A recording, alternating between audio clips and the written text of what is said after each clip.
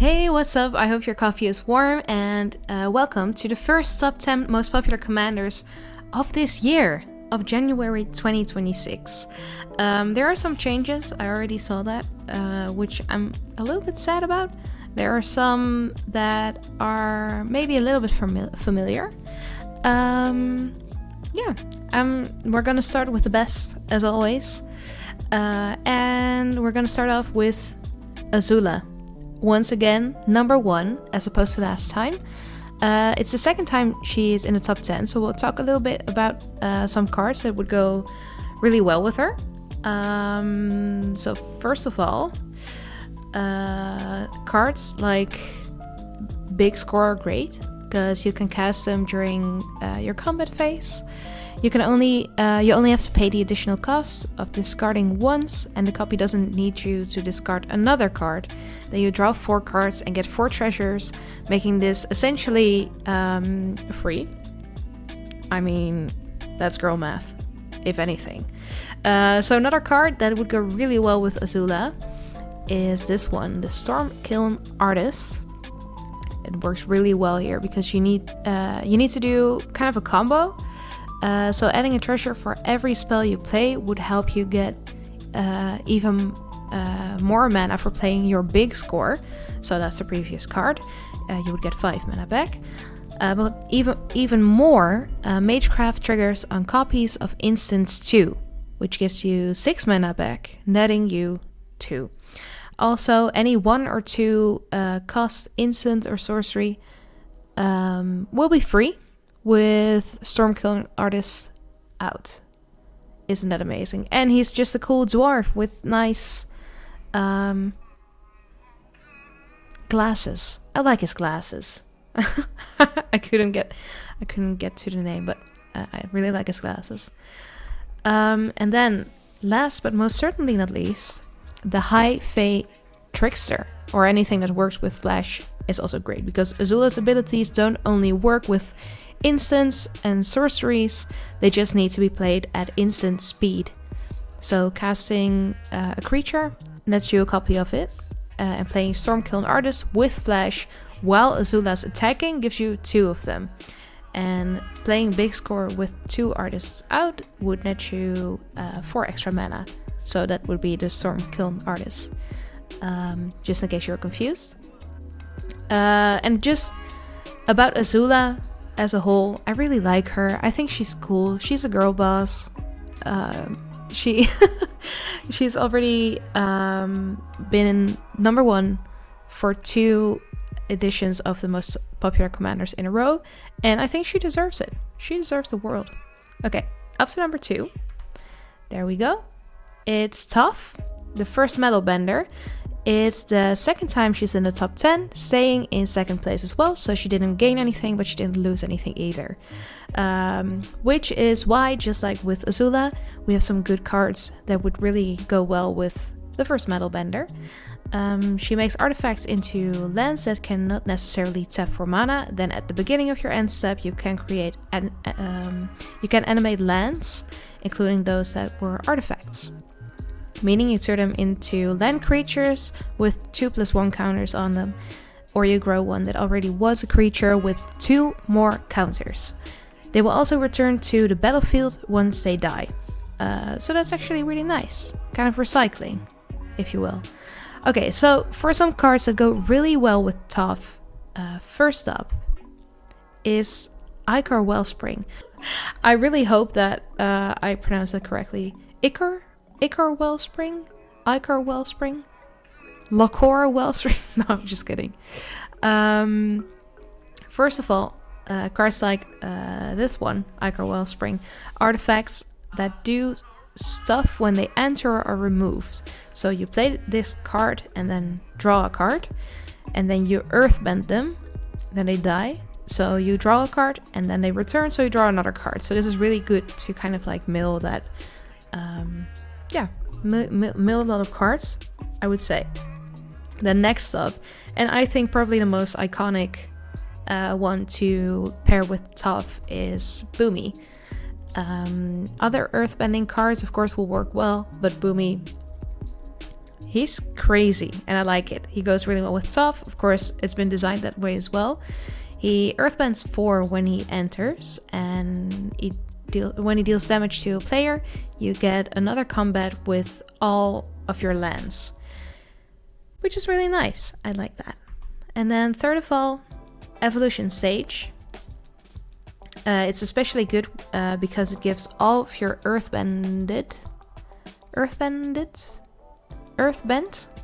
lands? Bent? I don't know. All your lands that have previously been earthbended. A +1 counter whenever another land enters. That's really nice. Alright, let's go to number 3, which is new actually. Ashling the Limitless. It's the first time in the top 10, which is really cool. I know that there were some decks released. It's a pre-constructed deck that's all around Ashling. We actually got them. We got 2 of these decks. So one Ashling and one, I believe, Goblin deck. Auntie Ool. Yeah, and I think this one's actually quite a lot more popular considering the top 10, because people like 5-color decks. And I mean, why wouldn't you like that? Elementals were already popular, and copying stuff is always fun. Plus, it's light-hearted, and people probably need that in current events. I hope you're doing alright if you're watching this. So yeah, taking your mind off, having a bit of escapism, Ashling would really work well with that. So this elemental spell, this one as your commander makes sure that all the elemental spells you cast from your hand have evoke 4.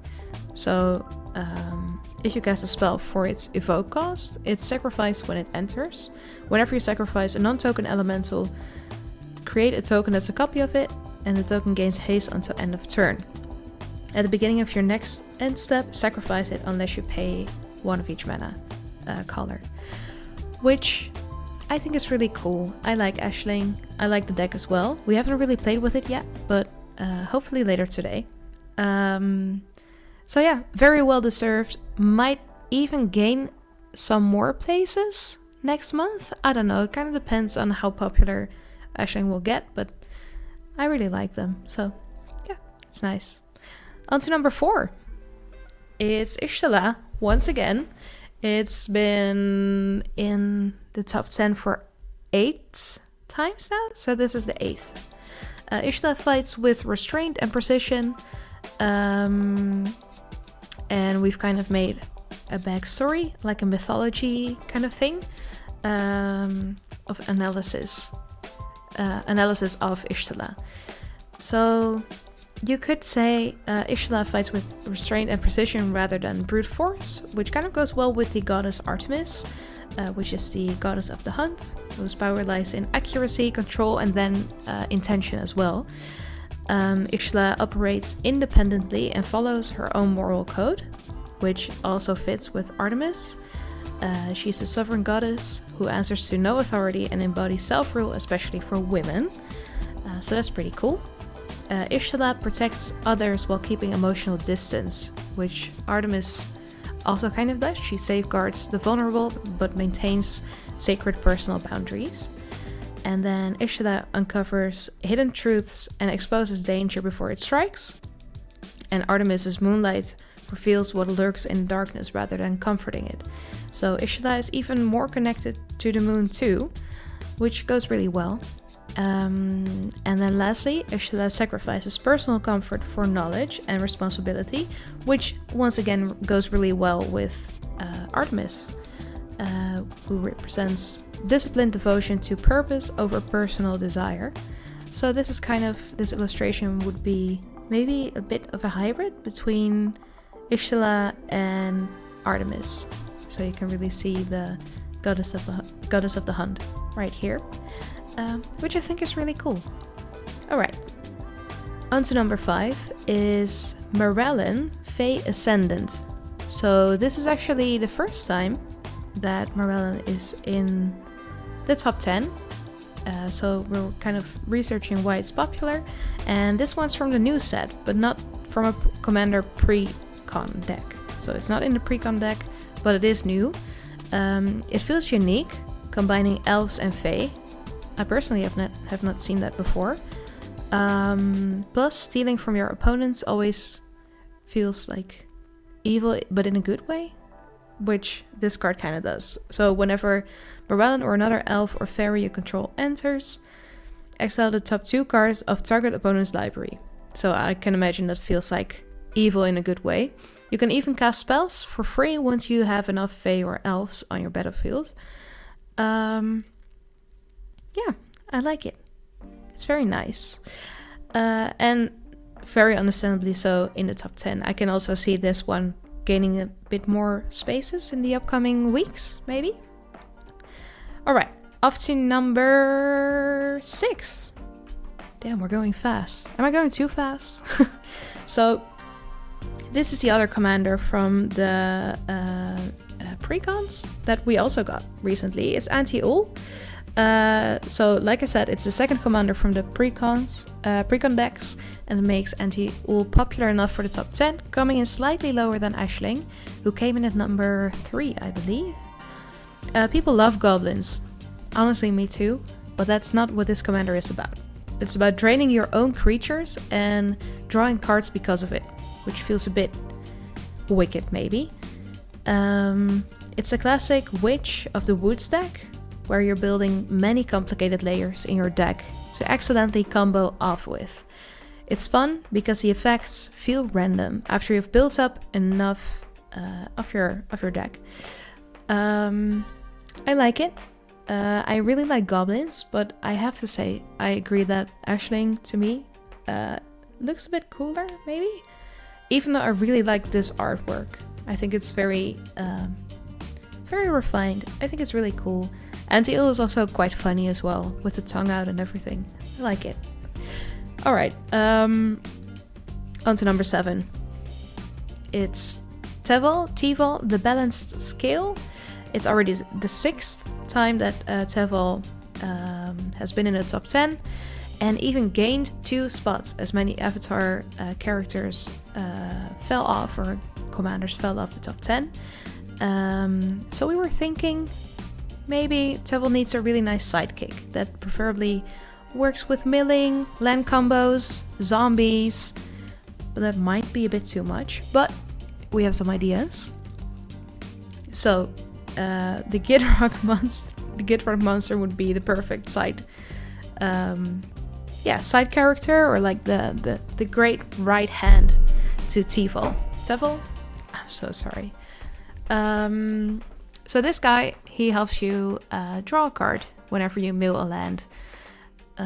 He's helped by the extra lands that enter because you can sacrifice them. And he's just a funny little guy. He kind of keeps the balance between like really scary dragon and nice frog horror with strange hands, if I'm being honest. But I really like him. Then next up, let's go to number 8, which is Hearthhull, once again, for the 5th time in its top 10. And Hearthhull is basically, spacecraft, like the card says, but a living spacecraft. Maybe, no, not maybe. It actually lost 1 place, but that's understandable, considering that the new precon commanders also entered, as well as another new possible commander from the new set. So we have 2 options for a pop culture parallel, because it's the 5th time that Hearthhull has been in the top 10, and both are actually really to do with Marvel. So the first would be Yggdrasil, which is mythology, but also the binder of the realms in the Marvel universe. Or Ego, which is Peter Quill's dad, who is a living planet with a humanoid extension of himself. I think, personally, it really makes me think of maybe that might be Yggdrasil, but in Infinity War, where they kind of where Thanos kidnaps Gamora with a bubble gun as well, like that whole scene. It kind of reminds me of that. I think it's really cool. So yeah, definitely Marvel vibes. I think you might agree, but definitely let me know in the comments. Aang is our number 9 for this month. I wanted to say a week, but it's the month. Our avatar ally with flying and firebending 2. Whenever you waterbend, earthbend, firebend, or airbend, draw a card. Then, if you've done all 4 of these things, transform Aang. And then you switch it around to Master of Elements, which is really cool. And since it's the second time it's been in the top 10, it, by the way, also already lost 6 places compared to last edition of the top 10. So I'm personally predicting that it's not going to be in the top 10 next month. But since it's in here for the second time, we thought of some good cards that go really well with Aang. So here we go. Number 1, of course, is Katara. I mean, you can't really imagine Aang without Katara. We actually put her in twice, which is nice. So Avatar Aang is meant to play with all of your allies. So play anything you like from the Avatar crew, and you'll have a fair casual deck. And this is why allies work as a creature type, because all of Aang's friends have the ally subtype. So as you see, Katara the Fearless is a human warrior ally, which automatically makes her go well with Aang. Then Katara making them trigger twice is great, because at least Aang will draw you 2 cards every time you bend an element, which is really nice. Then from Katara the Fearless to Katara Water Tribe's Hope, also a human warrior ally, once again the ally, which goes really well with, you know, pretty much any Avatar character. This one also works because you need all of the bending types. This one for water bending, but make sure you get airbending and earthbending too. Then, last but not least, maybe the Lord of the Rings equivalent to Aang is Aragorn, the Uniter. Once you flip Aang, you get a cost reduction of every color once for your creature, so make sure to add some multiple colors. Multiply color good stuff. Yeah, it's nice. So the colors again go really well with Aang as well. And this one is basically free. So if you've turned Aang around and he's become the Master of Elements, you can basically play Aragorn for free, because you get every color reducted. Plus, he will grant you a lot of upside for playing non-black cards, which again goes really well with Aang. And of course, since he's free, why not play it? It's a really good card. And then last but not least, for this month of January 2026, number 10, who is new, is High Prefect Morcant, the Elf Noble. So this is the first time that it's been in the top 10, and why we think it's popular is that Latrell, I hope I pronounced it correctly. So Latrell used to be one of the most popular commanders for a little bit, and it's hard to not see the similarities. So she costs the same as High Prefect Morcant, I'm sorry. They're both elf nobles, and they're in elf typal decks, and they both work with a bunch of elves. But the difference is that Latrell was your finisher and acted as a fighter, while Morcant here is slowly killing all of your opponent's creatures with poison or by proliferates, and she lets your creatures go stronger from +1 counters, and everyone loves counters. Am I right? I hope you have enough dice, because you're gonna get a lot of counters. So this is the first time she's been in the top 10, which is really nice. And I think the art is amazing as well. They're kind of similar in terms of art. If you compare Lethril to the high perfect Morcant, I think they're both really cool. Yeah, it's nice.